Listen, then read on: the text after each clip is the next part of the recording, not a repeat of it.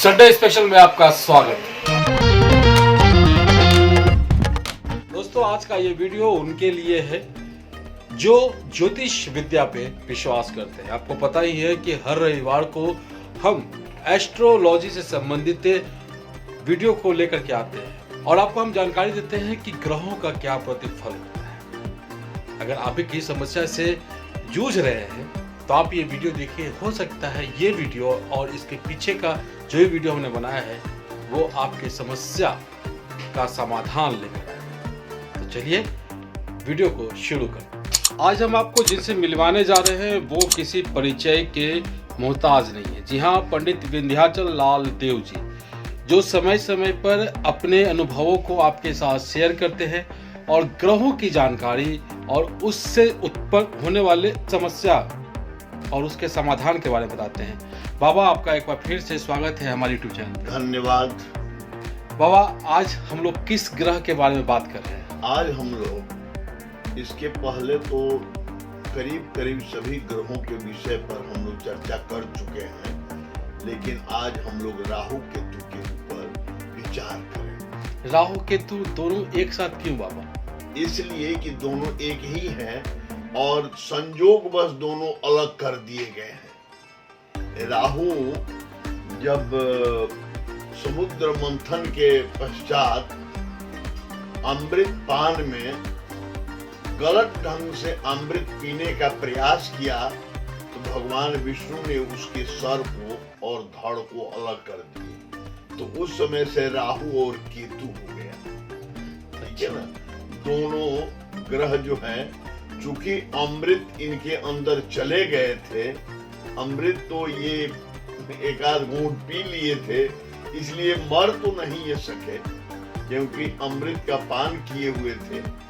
तो ये, लेकिन ये दो खंडित हो गए। अब एक बात ये समझ लीजिए कि इनकी एक तरह से अकाल मृत्यु नहीं हुई, मृत्यु का प्रयास हुआ, है ना? तो ये प्रेत योनि में आ गए और प्रेत का जो धर्म होता है या कर्म होता है वही यह भी करते हैं।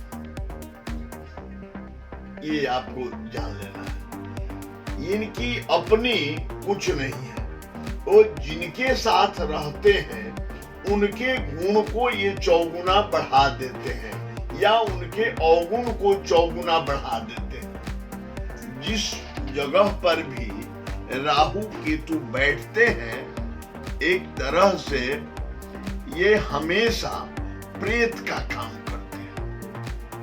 ये पहला बात जान लीजिए। हमेशा मन को अस्थिर करना, हमेशा चोट चपेट, एक्सीडेंट, ऑपरेशन या कई तरह के अव्यवहारिक कार्य करने के लिए प्रेरित करते हैं।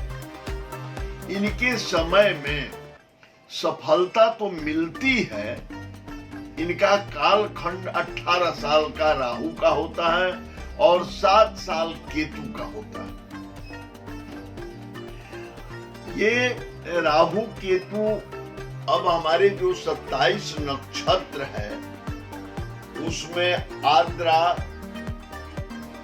स्वाति और शतभिखा नक्षत्र में जन्म होने पर राहु की दशा में विंशोत्तरी मत से जन्म माना जाता है और अश्विनी, मूल और माघा नक्षत्र में जन्म होने पर विंशोत्तरी मत से केतु की महादशा में जन्म माना जाता है।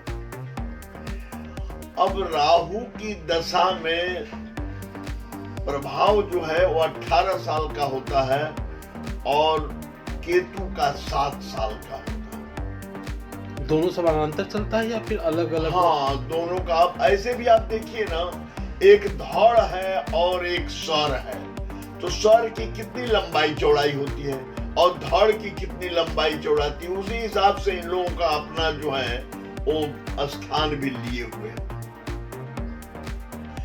राहु तीसरे, जैसा शास्त्र कहता है कि राहु तीसरे, छठे और 11वें घर में कारक होता है, लेकिन मैंने अपने इस ज्योतिष के समय में जितने दिनों से अनुभव कर रहे हैं उसमें हमने देखा है कि राहु अचीवमेंट क्या देगा, हमेशा माने विघ्न बाधा और कोई अचीवमेंट भी दिया तो संघर्ष के साथ, कोई खुशी नुमा अचीवमेंट नहीं देता। अब हमारे जैसे व्यवसाय में बहुत उन्नति कर दिया तो हमारे घर में अलगाव करा दिया, माने कई तरह के समस्याओं के साथ ये उन्नति प्रदान करता है। दूसरा, एक तरह से ये जिस पर हावी हो जाता है वह जातक भावनात्मक जीवन जीने में विश्वास करता है, पूरी तरह से भावना प्रधान व्यक्तित्व हो जाता है। राहु हमेशा मन को दिग्भ्रमित करते रहता है और केतु भी ये ठोस कार्य शैली को नहीं प्रदान करता है। टेक्निकल काम में राहु उन्नति देता है। कोई जातक इंजीनियर या अन्य क्षेत्र में जाता है तो उस क्षेत्र में ये लाभ देता है, लेकिन केतु उस तरह का नहीं। केतु जहां बैठता है, जैसे किसी के पंचम स्थान में बैठ गया तो उसकी बुद्धि और संतान को निश्चित तौर पर अवरोध पैदा कर देता है। उसका चित्त हमेशा अस्थिर रहेगा। और जिन ग्रहों के साथ बैठ गया, जैसे राहु चंद्रमा के साथ हो गया या तो उसको तो या सूर्य के साथ हो गया तो उसको तो निश्चित तौर पर ही बहुत परेशानी का सामना करना पड़ेगा। अगर वह अपने मन स्थिति को दृढ़ कर ले तब तो वो जीवन में राइज करेगा, अन्यथा वो उसको राइज करने में बहुत बाधा। तो मन को जब दिग्भ्रमित ये कर देता है तो कैसे ये मतलब शुद्ध किया जाए, कैसे बोलेगा, ठोस निर्णय कैसे लेगा? हाँ, नहीं लेगा। तो फिर वो अब दृढ़ संकल्पित है। उस समय हमें केतु को न्यूट्रलाइज करना है और चंद्रमा को मजबूत करना है। केतु के दान जप से उसको न्यूट्रलाइज करिए, है ना, और या राहु को उसको न्यूट्रलाइज करिए। और जैसे चंद्रमा के साथ है तो चंद्रमा का रत्न धारण करिए, चंद्रमा का व्रत करिए, है ना। सूर्य के साथ है उसी तरह से जिस ग्रह के साथ है, अगर राहु केतु मंगल के साथ है, शनि के साथ है, तो समझिए कि वो आदमी बहुत ही उग्र स्वभाव का होगा और वह कोई भी उग्र निर्णय लेने में जरा भी संकोच नहीं करेगा। कैसे ये पहचान में आए कि हम पे राहु केतु का कुछ ऐसा सिग्नल होता है घर में या फिर आदमी के व्यवहार में, ऐसा कुछ होता वो है? तो ये तो किसी योग्य ज्योतिर्विद से मिलेंगे तो आप तुरंत वो बता देगा कि आप राहु से प्रभावित हैं या कि जैसे जिन घरों में अकाल मृत्यु हो जाती है, लोग आत्महत्या कर लेते हैं या किसी की आत्महत्या कर दी जाती है, मान लीजिए आपको काट दिया गया, या उसमें राहु केतु का बहुत बड़ा रोल रहता है। स्वयं कोई व्यक्ति अपनी आत्महत्या करता है, उसमें राहु केतु का बहुत बड़ा स्थान रहता है। बिना इसके प्रभाव के कोई व्यक्ति आत्महत्या नहीं कर सकता, क्योंकि जिसका जो स्वभाव है वैसा ही फल भी वह देता है। राहु केतु की चक्र सुदर्शन से काटा गया है, 2 जगह हो गया है, तो हमेशा चाहता है कि जिस पर मेरा प्रभाव हो वो भी मेरे में आ जाए, इसलिए वो आत्महत्या करने की प्रवृत्ति को डेवलप करता है। कोई काम को ऐसे जातक देखिए, ऐसे आप देख लीजिए कि ऐसे जातक कोई काम को बहुत जोर शोर से शुरू करेगा, 1-2 दिन करेगा, उसके बाद फिर उसको छोड़ देगा। स्टार्टिंग तो बहुत तेजी से करेगा। मान ली पढ़ाई कोई विद्यार्थी शुरू किया तो 10 घंटा पढ़ेगा 2 दिन 3 दिन, चौथा दिन से 1 घंटा नहीं पढ़ेगा। कोई ये जो है वो अद्भुत तरह की बुद्धि प्रदान करता है। इसकी शांति करने से कुंडली में बहुत बदलाव आ जाता है, जीवन में बहुत बदलाव आ जाता है। आप देखेंगे विद्यार्थी के जीवन में या व्यापारी के जीवन में या अफसर क्लास में, जो भी शासक वर्ग है, सबके जीवन में परिवर्तन आता है। आपने बताया कि ध्यान जप, कोई रत्न भी इसका आता है? हाँ, राहु का रत्न गोमेद है। गोमेद भी कई प्रकार का होता है, लेकिन सिलोनी गोमेद उसमें बहुत कारक होता है। और केतु के लिए लहसुनिया, जिसको कैट्स आई बोलते हैं, है ना, अंग्रेजी में कैट्स आई बोलते हैं, हिंदी में लहसुनिया बोलते हैं, उसको धारण करना चाहिए। उसको धारण करना चाहिए। धारण करना चाहिए। तो इनके साथ और भी कोई रत्न है? जैसे चंद्र को मजबूत करना है तो जैसे आपके ये तो अब जिसका ग्रह चल रहा है, अब जैसे राहु अगर आपके जीवन का चौथा दशा है, जैसे सूर्य के दशा में जन्म हुआ है, तो सूर्य चंद्र मंगल राहु चौथा दशा हुआ, तो उसमें ही आपको अचीवमेंट देगा। ये पहला बात समझ लीजिए। आपकी पढ़ाई भी पूरा कराएगा, आपकी शादी भी कराएगा, आपको संतान भी, आपका सेटलमेंट भी कराएगा, लेकिन सब चीज विघ्न के साथ पूरा होगा। कोई चीज इजी गोइंग नहीं होगा। ये क्षणिक विघ्न होता है या फिर लंबा चौड़ा चलता है? ये विघ्न लंबा चलता है। लंबा चलता है। लंबा चलता है। वैसे भी हमारे कुंडली में जब राहु और केतु के, जैसे कुंडली में 12 घर होते हैं, और उसमें अगर 6 ही घर में सारे ग्रह बैठ जाए और राहु केतु से घिर जाए, मैंने राहु केतु के अंदर हो जाए, तो काल सर्प दोष भी हो जाता है। ये समझ लीजिए।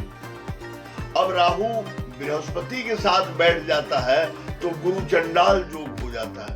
बृहस्पति में उसके बृहस्पति के गुण में दुर्गुणता आ जाती है। इस तरह से ये दोष उत्पन्न करता है। तो इसका बस गोमेद और लहसुनिया ही, लहसुनिया पहनिए, इसके लिए दान करिए, है ना। और इसके लिए जप है, वैदिक मंत्र, जैसे वैदिक मंत्र है कयानस चित्र आभूव दुति सदा वृद्ध सखा कया चिष्ट वृता। और इसको पहले नमस्कार मंत्र बोलिए, अर्धकायम महावीर्यम चंद्रादित्य विमर्दनम सिंहिका गर्भ संभूतम तम राहु प्रणमाम्यम। इसको 5 बार कब पढ़ करके, और उसके बाद वैदिक मंत्र की जितनी संख्या है 72,000, उसका जप करना चाहिए। उससे राहु बहुत शांत हो जाता है और जीवन में आपको जो वो न्यूट्रलाइज हो जाता है, आपको जो विघ्न उत्पन्न कर रहा है वो अब आपको सपोर्ट करने लगता है। हाँ, और केतु के लिए ओम केतुम किरणवन केतवे पेशो मर्या संखत भीर जाया था, इस मंत्र का जप करना चाहिए। उस प्रार्थना मंत्र के बाद? हाँ, प्रार्थना मंत्र के बाद वैदिक मंत्र और फिर केतु के लिए ये मंत्र है। हाँ, ये दोनों मतलब हाँ, तीनों समान रूप से चल सकता है। हाँ। अच्छा, ये केतु राहु जब केतु का जो प्रार्थना मंत्र है वह दूसरा है। अच्छा, प्लास पुष्प संकासम तारकाग्रह मस्तकम रौद्रम रौद्रात्मकम घोरम तम केतुम प्रणमाम्य। इस मंत्र से केतु का नमस्कार करना चाहिए, और जो पहले बताए अर्धकायम महावीर्यम, उस मंत्र से राहु का नमस्कार करना चाहिए। तो दोनों को बारी बारी से करना चाहिए। मैंने जिसके लाइफ में दोनों को नहीं, अब मान लीजिए मेरे लाइफ में राहु का ही प्रभाव है तो हमको राहु को करना है, केतु को नहीं करना है। और यदि केतु का है तो केतु करना है, राहु को नहीं करना है। अगर ये तीसरा या 5वां दशा के रूप में आ जाता है, जैसे शुक्र के दशा में जन्म हुआ, तो आपका राहु जो है 5वां दशा होगा, तो राहु के दशा में बहुत ही ज्यादा आप मैंने डिस्टर्ब होंगे, आपके प्रियजन की मृत्यु होगी, आपके मैंने कई तरह के केस मुकदमा, धन हानि, संतान से कष्ट, कई तरह की चीजें आपको झेलना पड़ेगा। अच्छा, ये कहता है कि जैसे गंदगी वगैरह होने से, घर में गंदगी या छत पे गंदगी होने से या पेंट वगैरह उखड़ जाने से, ये सब में से भी संकेत मिलता है कि राहु और केतु घर में प्रवेश कर चुका है या फिर कुछ ऐसा कुछ नहीं है। वो जब राहु आता है तो मैंने तो पहले ही क्या कि आपको अस्त व्यस्त कर देता है, आप उन सब चीजों पर ध्यान ही नहीं देंगे और ऑटोमेटिक वो सारी चीजें आपके साथ अनहोनी होने लगती। हाँ, अनहोनी हो, लेकिन उस पर आप बहुत ध्यान नहीं दें। आप किसी ज्योतिर्विद से मिल करके उसके विषय में समझें कि ये राहु से ही हो रहा है कि या अन्य कोई और चीज है। राहु का वर्ष 42 माना जाता है और केतु का 48। अगर किसी के कुंडली में कालसर्प दोष है तो 48 वर्ष की उम्र तक उसको भागा बाउंड की जीवन या माने उसको असंतुष्ट जीवन बिताना पड़ता है। 48 के बाद वो अपने आप शांत हो जाता है। तो 48 का दूसरा चीज शुरू हो जाता है। नहीं, मैंने उसका पीरियड है। जैसे मान लीजिए कि अभी हमारे यहाँ भारत में अभी पीरियड चल रही है, बीजेपी के नरेंद्र मोदी जी हैं, लेकिन इसके पहले तो कांग्रेस था। अब फिर आगे क्या होगा, जैसा उसी तरह से इन लोगों का पीरियड चलता है कि उसी अभी जो कुछ भी कर रहे हैं वो नरेंद्र मोदी के इच्छा से हो रहा है क्योंकि उनकी सरकार है। तो अब कल इनकी सरकार बदल जाती है, आज मनमोहन सिंह की या सोनिया गांधी की तो कुछ चल नहीं रहा है।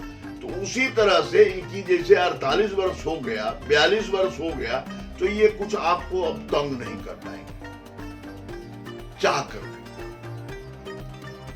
चलिए बाबा, आपने बहुत ही महत्वपूर्ण जानकारी हमें दी है, उसके लिए बहुत बहुत धन्यवाद। अगली बार हम लोग किस चीज में, हम लोग अगले बार कुछ ऐसा अपने जीवन के अनुभूति को हम दर्शाएंगे कि शनि से क्या लोगों को हो जाता है, राहु से क्या हो जाता है, मंगल से क्या हो जाता है और कैसे उसका निराकरण हो। इनको ज्वाइंटली एक अनुभूति, अपना व्यक्तिगत अनुभूति हम बताएंगे। उम्मीद है आपको इस वीडियो से बहुत जानकारी मिली होगी। 3 उपाय, किसी भी ग्रह को शांत करने के लिए 3 उपाय है। ये 3 उपाय जप कीजिए, दान कीजिए या फिर रत्न पहनिए। रत्न का उपाय सबसे सटीक उपाय है और बाबा ने राहु केतु से बचाव के लिए एक बहुत ही बढ़िया चीज बताया कि दृढ़ संकल्प जो है, आपका अपना दृढ़ संकल्प उसके प्रभाव को कम करने में मददगार साबित होता है। तो ये है, तो ये ज्योतिष विद्या पे, ज्योतिष शास्त्र पे जो विश्वास करते हैं वो समझ सकते हैं कि बातें क्या हो रही है और बाबा क्या कहना चाह रहे हैं, क्या समझाना चाह रहे हैं। अगर आप भी कोई सलाह मशवरा करना चाहते हैं तो इस पे नंबर दिया हुआ है वीडियो में, आप फ़ोन करके संपर्क कर सकते हैं, बात कर सकते हैं या फिर आकर के मिल सकते हैं, मिल करके या फिर आपके आसपास में अगर कोई ज्योतिर्विद है तो उनसे मिल करके आप अपनी समस्या का समाधान करवा सकते हैं। उम्मीद आपको ये वीडियो अच्छा लगा होगा। वीडियो अच्छा लगा हो तो लाइक कीजिए, शेयर कीजिए, सब्सक्राइब कीजिए हमारे चैनल। हम फिर मिलेंगे किसी और अपने साथ। नमस्कार, जय भारत।